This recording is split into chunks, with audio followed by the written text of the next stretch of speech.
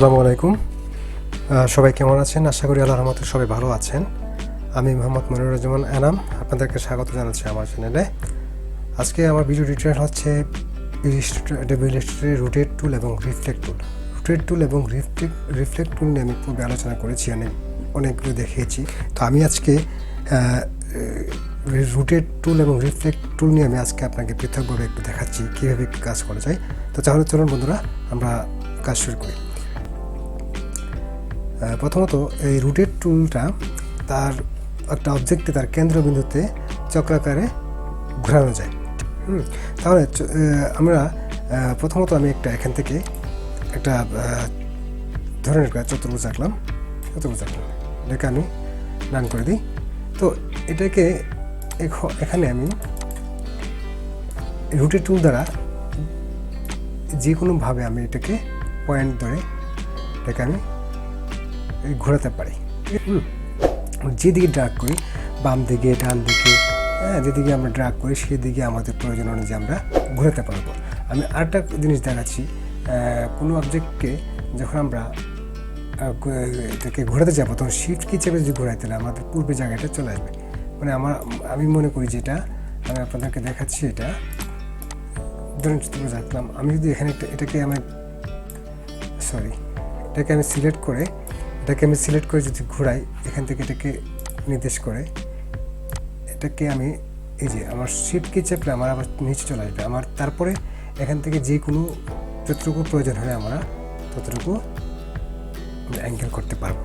এটা ছিল একটা বিষয়। আরেকটা বিষয় হচ্ছে টুলবক্স থেকে রোটেট টুল নির্বাচন করে মাউস দিয়ে ড্রাগ না করেও রোটেট ডায়লগ বক্সে কৌণিক মান বসিয়ে অবজেক্টে রোটেট তৈরি করা যায়। সেটা হচ্ছে কীরকম, যেমন আমরা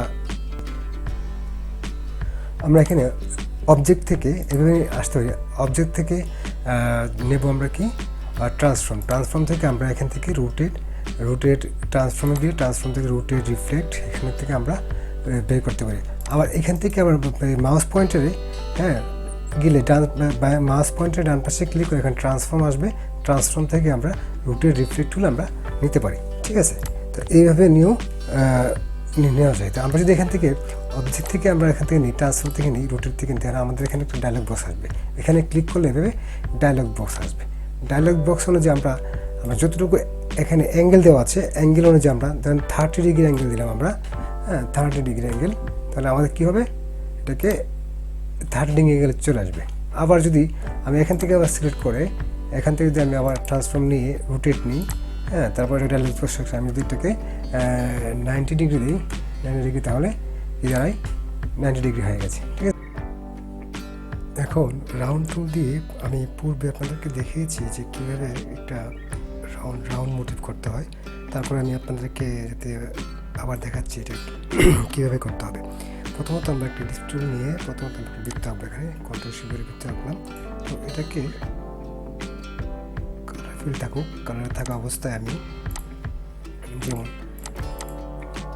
রুলস নিয়ে আসবো, ভিউ থেকে আমি প্রথমত রুলসটা নিয়ে আসবো। রুলসটা নিয়ে আসলে আমার এখানে ঠিক মাঝ কেন্দ্রবিন্দুতে রাখবো, এটাও কেন্দ্রবিন্দুতে রাখবো। রাখার পরে আমি যেমন এই 5টা থেকে আমি একটা মোটিভ আঁকি, টেন রান করে দিই। ঠিক আছে,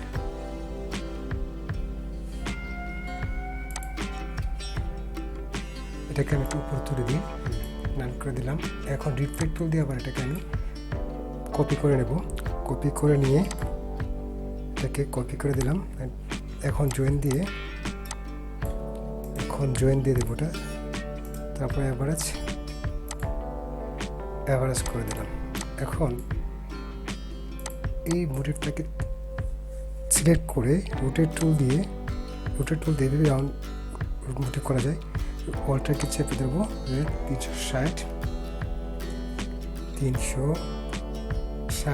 অবলিক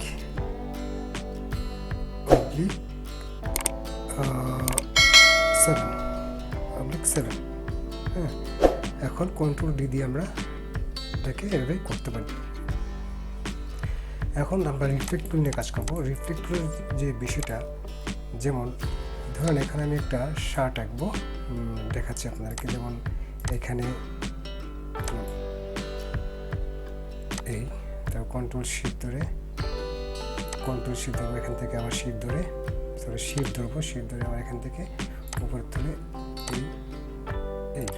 এখন এটাকে আমি যদি এই একটা পাশ এঁকেছি, আর একটা পাশকে আমি জাস্ট এখান থেকে রিফ্লেক্ট টুল নিয়ে এইখানে জাস্ট ক্লিক করবো, যে এখানে অল্টার ক্লিক করলে ভার্টিক্যাল 90 কপি, এখানে এটা কপি হয়ে যাবে।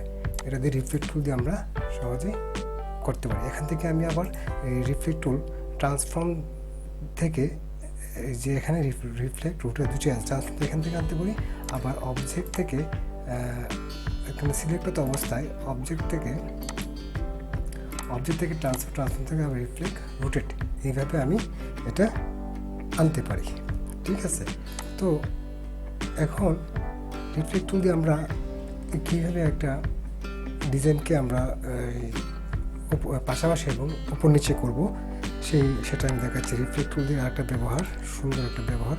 আমি এখানে আবার রুটটা নিয়ে নিলাম, নিয়ে আমি একটা মোটিভ রাখি, এখানে ব্রাশ টুল দিয়ে আমি একটা এখানে জাস্ট এই পাশটা আমি শুধু আঁকবো। এই পাশটা আঁকার পরে আমি এই পাশটা কপি করে আমি এই পাশটা আবার করবো, ব্রাশ টুল সিলেক্ট করবো। ব্রাশ টুল সিলেক্ট করে এখান থেকে আমি একটা মোটিভ রাখি, ব্রাশ টুল দিয়ে আঁকি।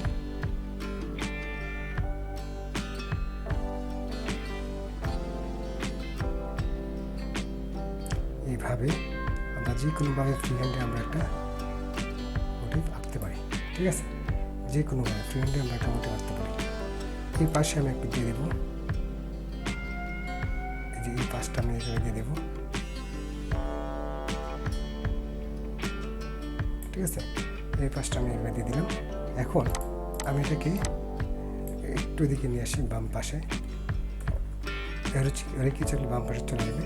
এখন আমি এটাকে কপি রিফ্লেক্ট টুল, এখানে রিফ্লেক্ট টুলটাকে এখানে মাঝখানে অল্টার কি চেপে রেখে ভার্টিক্যাল দিয়ে এটা কপি করে দেবো, তাহলে অটোমেটিক এটা ওর পাশে চলে যাবে। এখন আমরা এটাকে জয়েন করে দেবো। জয়েন করতে গেলে আমরা এই পাশটা প্রথমত আগে এই পাশটা আগে, আর এই পাশটা আমরা আগে কী করবো, লক করে নেবো। লক করে নিলে আমাদের কাজটা করতে, ভিতরের অংশটাকে আমরা কপি করতে সুবিধা হবে, জয়েন করতে সুবিধা হবে, কারণ অথবা নড়াচড়া করবে। জয়েন করে দেবো আমরাকে, জয়েন করে দিয়ে আমরা অ্যাভারেজ করে দেবো। ঠিক এইভাবেই নিচের অংশটাকে আমরা জয়েন করে দেবো, আবার অ্যাভারেজ করে দেবো। ঠিক আছে, এখন লকটা ছেড়ে আমরা এই পাশটাকে জয়েন করে দেবো, উপরটা জয়েন করে দেবো, বাইরেটা আবার অ্যাভারেজ করে দেবো। ঠিক আছে, এই পাশটাকে জয়েন করে দেবো, আবার অ্যাভারেজ করে দেবো। এখান থেকে যদি আমরা এইভাবে এটাকে আমরা একটা মোটে ভাগে এখানে এইভাবে, ঠিক আছে, এখন এটাকে আমরা ওই পাশে নিয়ে যাই, অল্টার কপি পাশে নিয়ে গেলাম। এখন এটাকে কপি করে আবার রিফ্লেক্ট টুল দিয়ে আমরা বড় করে দেখাচ্ছি, রিফ্লেক্ট টুল দিয়ে আমরা এভাবে হরাইজন্টাল দেবো, দিয়ে কপি করতে পারি। ঠিক আছে, তাহলে এখন অটোমেটিকলি একটা ডিজাইন দাঁড় হয়ে যাবে। তো এইভাবেই আমরা রিফ্লেক্ট টুলের কাজ করতে পারি। তো আশা করি আপনারা বুঝতে পেরেছেন রিফ্লেক্ট টুলের কাজটা কী। তো আমার আজকে রুটেড এবং রিফ্লেক্ট টুলের ক্লাস টিউটোরিয়ালটা আশা করি সবার ভালো লেগেছে। যদি ভালো লেগে থাকে তাহলে অবশ্যই আমার চ্যানেলটিকে সাবস্ক্রাইব করবেন আর আমার পরবর্তী ভিডিওগুলো দেখবেন। আজ এই পর্যন্তই, সবাই সুস্থ থাকুন, ভালো থাকুন, আল্লাহ হাফেজ।